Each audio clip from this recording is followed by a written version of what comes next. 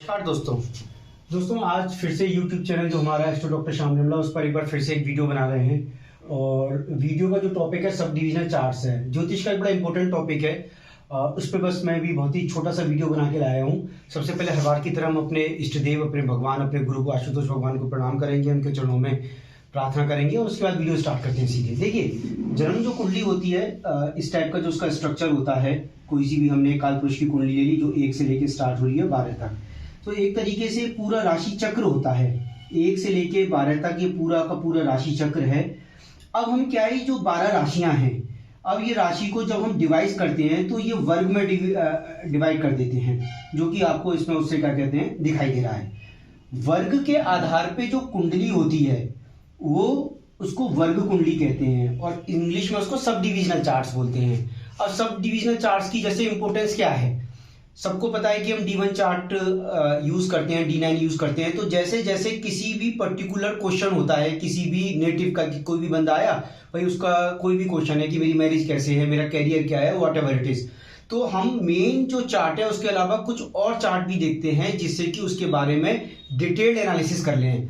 तो कई सारे चार्ट आए, कई लोगों ने पूछा भी कि ऐसे कैसे करते हैं, क्या रहता है, कौन कौन सा चार्ट देखें। तो एक छोटा सा वीडियो बना के लाएं कि किसका है, क्या चार्ट देखते हैं। फॉर एग्जाम्पल D1 जो कि मेन कुंडली है, जिसको हम लगन कुंडली बोलते हैं और इसको राशि कुंडली भी बोलते हैं। यानी जिस D1 कुंडली को हम कंसीडर करते हैं अपनी सारी एनालिसिस के लिए, जो राशि पर बेस्ड होती है, उसको हम लगन कुंडली बोलते हैं, राशि कुंडली बोलते हैं। D2 यानी कि इस कुंडली को हम होरा कुंडली बोलते हैं। होरा को जिससे देखते हैं, ये धन को देखते हैं, पैसे को देखते हैं, भाषा को देखते हैं। बेसिकली सेकंड चार्ट या सेकंड जो हाउस है उसका बहुत डिटेल एनालिसिस है, क्योंकि सेकंड हाउस के लॉर्ड को धनेश बोलते हैं। सेकंड हाउस से क्या देखा जाता है, भाषा देखी जाती है, स्पीच देखा जाता है आपका। सेकंड हाउस से टंग देखा जाता है और सेकंड हाउस से धन है। तो स्पीच, मनी, इनको हम इसकी बहुत ज्यादा डीप एनालिसिस करनी है। जैसे मैं आपको बता दूं, हमको D1 तो देखना ही देखना है, ये तो कंपलसरी हो गया, ये तो इंडिस्पेंसिबल हो गया।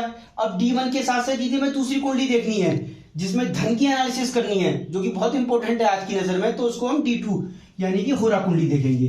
D3 दृष्टांत चार्ट है, इसके लिए हम भाई बहन को देखते हैं, करेज को देखते हैं, स्ट्रेंथ को देखते हैं। यानी ये लगभग कहीं ना कहीं हमारे थर्ड हाउस से भी कनेक्टेड है कि हमारे अंदर करेज कितना है, विल पावर कितना है, बाहुबल कितना है। बाहुबल से मेरा मतलब ये नहीं कि शोल्डर्स कहते हैं, आपके अंदर मेंटल स्ट्रेंथ कितनी है कि किसी चीज को कहां तक करेंगे। और आपके भाई बहन के लिए भी देखा जाता है। D4 कुंडली, ये भी बहुत इंपॉर्टेंट कुंडली है, चतुर्थांश, फोर्थ हाउस के स्टडी के लिए, डीप स्टडी के लिए। माता को उससे देखा जाता है, आपको उससे क्या कहते हैं, भाग्य स्थान को भी देखा जाता है, भूमि को, वाहन को, प्रॉपर्टी को, व्हीकल को, घर को, मदर को। यानी किसी का हमें भूमि देखनी है, हमने उसको D1 चार्ट देख लिया, तो D1 चार्ट के साथ साथ उसके D4 चार्ट को पे भी एक बार नजर मार लेंगे। D5 पंचमाश है, इसको ज्ञान के लिए देखते हैं, पास्ट लाइफ के लिए भी देखते हैं, आपका उससे क्या कहते हैं, पास्ट लाइफ से क्या रहा और आपके क्या एजुकेशन से रिलेटेड होगा।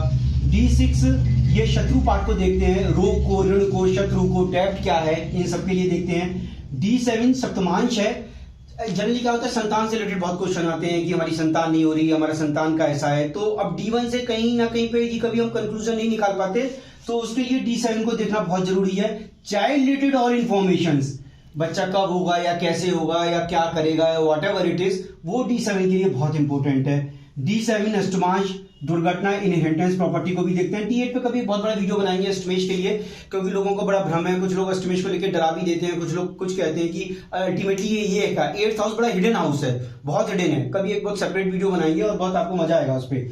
ये सबसे इंपॉर्टेंट कुंडली है D9, ज्योतिष से संबंधित, जिसको भी पता होगा। जीवन साथी को देखते हैं, मैरिज को देखते हैं, लक को। Microscopic version of the natal birth chart, microscopic version of the natal birth chart का मतलब ये है कि बहुत ही ज्यादा, D1 के अलावा ये मान के चलिए कि जो सबसे ज्यादा जरूरी है, जो सबसे पहले देखते हैं हम, D9 देखते हैं। इसके लिए छोटा सा एग्जांपल ये बता दूं कि फॉर एग्जांपल कोई प्लेनेट एक्सॉल्टेड है D1 में, D9 में वो डेबिलिटेड हो गया, तो उसकी स्ट्रेंथ कम हो गई, वो परिणाम नहीं दे पाएगा। और बजाय D1 के डेबिलिटेड और D9 में एक्सॉल्टेड हो गया, उच्च राशि में चला गया, तो वो प्लेनेट अच्छा देगा, अच्छा फल देगा। इसलिए D1 के साथ साथ D9 को देखना तो आप ये मान के चलिए इंडिस्पेंसिबल है। उसके बाद जो सबसे इंपॉर्टेंट आता है D10, आदमी चाहे कुछ भी करे या पर्सन कुछ भी करे, उसकी प्रोफेशनल लाइफ कैसी होगी, कैरियर क्या होगा, रेपुटेशन क्या होगी। ये जो D10 ये हाउस है, इसके लिए इसमें भी एक वीडियो बनाएंगे।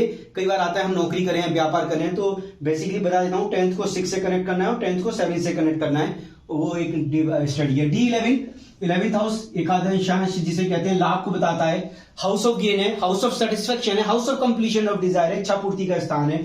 D12 देखते हैं द्वादशांश के लिए, माता पिता के लिए, पेरेंट्स का। और D16 षोडशांश है, वाहन के लिए देखते हैं। वाहन का मतलब है ज्यादातर इसमें मूवेबल एसेट्स, यानी कि फिक्स एसेट नहीं है, जैसे कि आपका घर है, मूवेबल एसेट्स है।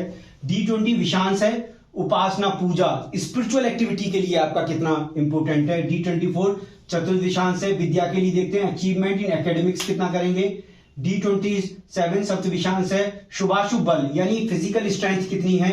D30 त्रिशांश है, अशुभता, बेसिकली अशुभता का प्रतीक है आपका, हो सकता है मिजरी का है, इलनेस का है, एबिस का है। आप इसको खराब ना माने, क्योंकि ऐसा तो कोई आदमी हुआ नहीं कि जिसके साथ सिर्फ अच्छा हो खराब ना हो, जिसके साथ खराब हो अच्छा ना हो। इसको देखते ही घबरा जाए भाई साहब क्या होगा, ऐसा कुछ नहीं। अशुभता को देख के ये देखना है कि किस टाइम पे क्या अशुभता आ सकती है, उसको कैसे कम कर सकते हैं, उस पर कैसे ओवरकम कर सकते हैं। D40 खगोलेशांश है, शुभ अशुभ फल को देखते हैं। D45 सभी क्षेत्रों की जनरल कंडक्ट एंड कैरेक्टर को देखते हैं, इससे भी judgement of the all respect सारे को देखते हैं। तो ये छोटा सा वीडियो बनाने की कोशिश की कि सारे के सारे D1 और D9 तो आप ये मान के चलिए इंपॉर्टेंट है, और D10 भी इसमें मान लीजिए। इसके अलावा जैसे जैसे आपको यदि संतान देखना है तो D7 देख लिया, आपको उससे क्या कहते हैं यदि भूमि वाहन देखना D4 देख लिया, पैसा देखना D2 देख लिया। तो ये छोटा सा वीडियो बनाने की कोशिश की कि जिस हिसाब से हम राशि को बहुत छोटे छोटे वर्गों में बांटते हैं, उसके आधार पर जो कुंडली होती है वो कितनी इंपॉर्टेंट है। तो D1 D9 D10 प्लस उसकी कुंडली, और कहीं ना कहीं ये किस नक्षत्र में मूव कर रहे हैं इनको भी आप ना भूलें, और ये किस स्ट्रेंथ में, जो शटवल से देखते हैं, जिस पर एक और कभी और बात करेंगे। तो इस तरीके से बनाने की कोशिश की। आई होप ये वीडियो चाहे आपको जरा सा ही सही आपको फायदा करेगा, और भगवान आशुतोष से यही प्रार्थना है, उनसे यही विनम्र निवेदन है उनके चरणों में कि कहीं ना कहीं ये वीडियो कुछ फायदा ही करे और उससे कुछ लाभ ही हो। आशा करता हूँ पसंद आएगा। नेक्स्ट वीडियो में फिर मिलेंगे। थैंक यू, धन्यवाद, नमस्कार।